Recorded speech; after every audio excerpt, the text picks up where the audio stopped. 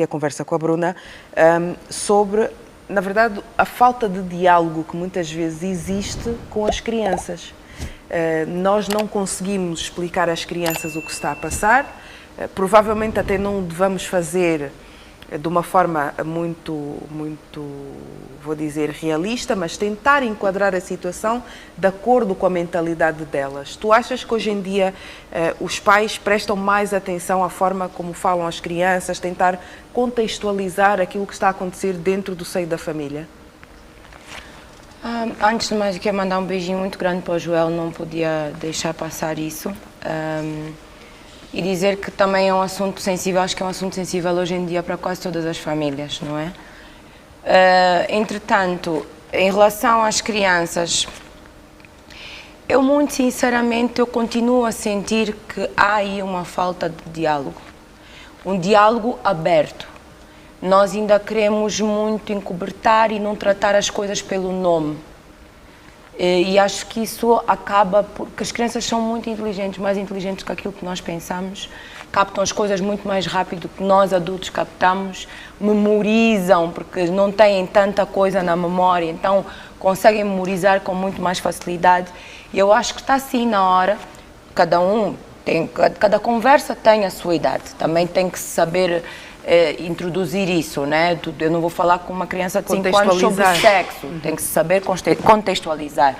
Mas quando essa criança chegar à fase que realmente já pode acontecer outras coisas mais drásticas, então nós temos mesmo que falar de tu para tu, o pai e a mãe.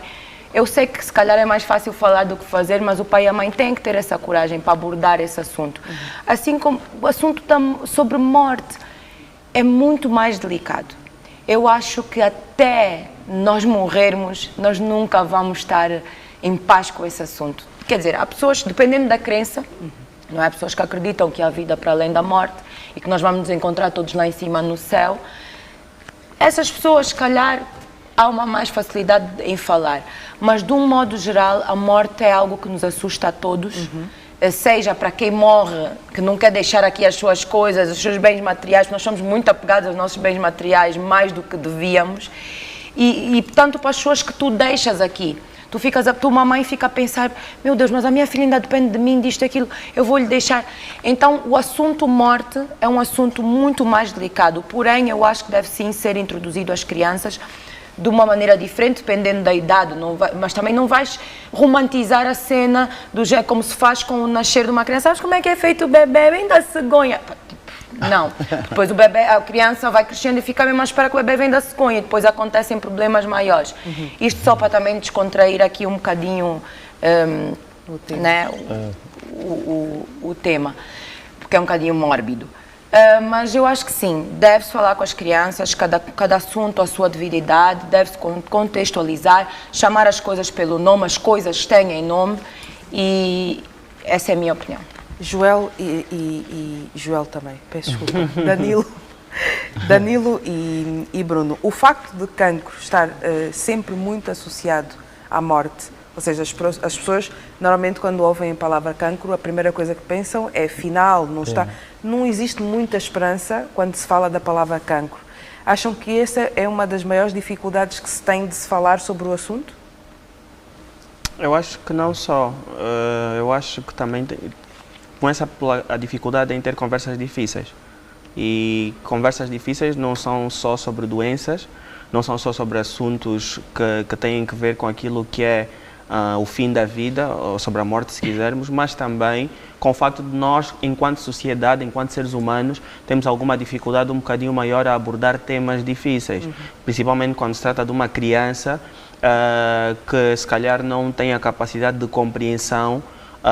Se nós adultos já não temos, quanto mais crianças de 5 ou 4 anos. Depois também, os adultos têm mais idade, mas nem sempre sabem tudo. Existe sempre a idade de que, por nós sermos pais, tios, vamos sempre saber a maneira correta de passar uma mensagem, mas as situações que, por exemplo, cada um de nós aqui viveu neste painel, uns não viveram, então não vão ter tanta facilidade em abordar. Exato. O que eu sugiro, e não sou doutor, não sou psicólogo, mas pelo que vejo, é pedir ajuda a quem já o tenha feito, e também procurar ajuda especializada se existir a possibilidade para abordar certos temas. Isso não me refiro só à ajuda de psicólogos, mas como também às vezes da própria igreja, da comunidade, de perguntar aos mais velhos, falamos há bocado dos mais velhos, de como é que se devem abordar certos temas. E então acho que isso é uma das situações. Relativamente a essa doença, é uma doença que fustiga vidas de forma incrível todos os anos, que já nos fez perder entes queridos, falo a nível pessoal e também pelas pessoas que eu conheço, chegadas a mim, que já quase todos nós perdemos pessoas para esta doença, então não temos boas memórias no que toca à mortalidade ou à taxa de sobrevivência quando se fala desta doença. Então há sempre um susto porque também não entendemos. Exatamente. Não temos muita informação. Então acho que são sempre temas sensíveis. Bruno, diz. Não, ia dizer alguma coisa. Vou trocar aqui um bocadinho o tema, porque são várias as questões que o Joel acabou por lançar aqui. Mas ele, a dada altura, fala que também, por falta de acompanhamento e de supervisão por parte dos familiares, do pai inclusive, acabou por entrar no mundo das drogas. Quão fácil é uma criança, nos dias que correm, ter acesso à droga? Por aquilo que ele acabou por nos dizer. Achas que não há, do teu ponto de vista, como é que eu vou pôr isto? Uma supervisão por parte dos pais no que toca a essa questão das drogas? Eu vou dizer que sim. E eu noto que cada vez mais a sociedade está a perder esse valor, porque eu acho que é um valor mesmo muito importante. E tem a ver com tudo. É o contexto do mundo em si. Nós cada vez mais temos menos tempo e os pais não fogem isso, né? Tu vês hoje como é que é o dia a dia. Uns acordam às 4, tem que sair de casa às 5 e tu não tens tempo de estar com as pessoas. Temos as redes sociais, mas não é a mesma coisa. Exato. Eu pessoalmente sinto muita falta, é das coisas que eu mais sinto falta hoje, é de ter conseguido sentar mais vezes para falar desses assuntos.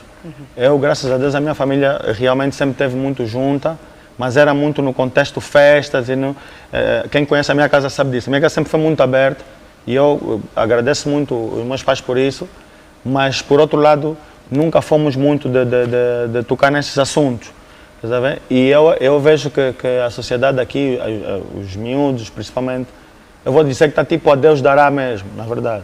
E é muito fácil tu desviar.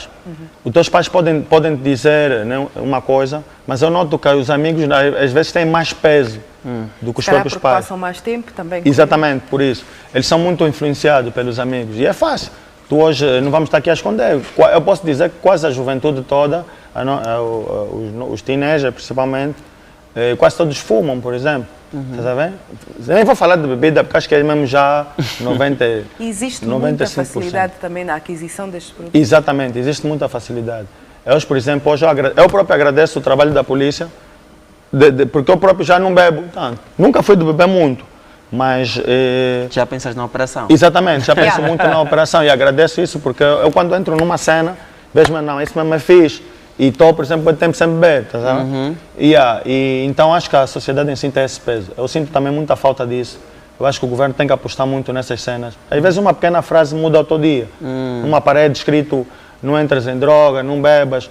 E nós perdemos muito isso. Porque os pais não têm muito tempo mesmo.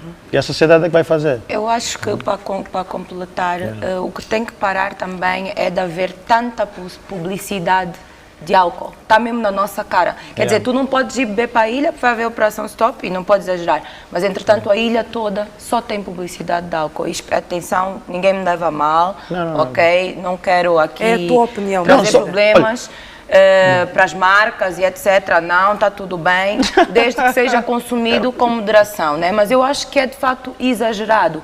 E o preço também do álcool. Eu consumo álcool, ele consome, todo mundo consome, ninguém vai aqui falsas modestas, né?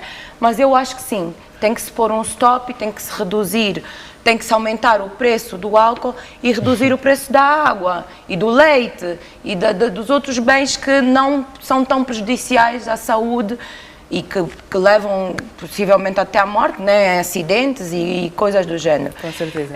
Então, isso só para complementar. Deixa eu só tocar um pontinho aqui rápido, que é uma cena que eu esqueço muito, porque as pessoas não tocam, ainda bem que a Bruna tocou nesse aspecto aqui. E eu digo sempre, a culpa nunca é de quem vende, é de quem compra.